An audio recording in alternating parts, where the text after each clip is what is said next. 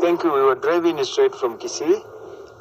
We made a stopover at Narok, and when we were almost approaching Nyamaiya. That was when a boda rider got into the road. The driver tried to overtake with emergency, and then by bad luck, he hit the boda rider who had jackled with him.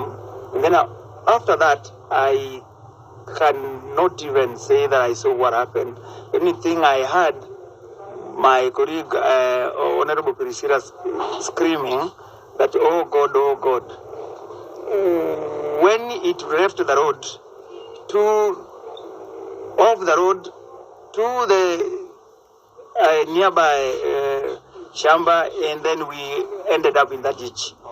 Yeah, so for now, I want to pass my condolences to my brother's family, Osimu family at large.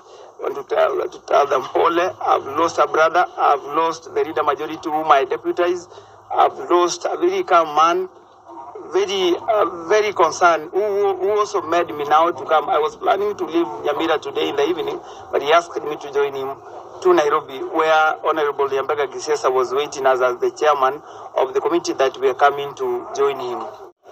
First of all, let me take this opportunity to convey my sincere condolences to the family of the late Richard Osemo, the MCA Nyamaiya Ward.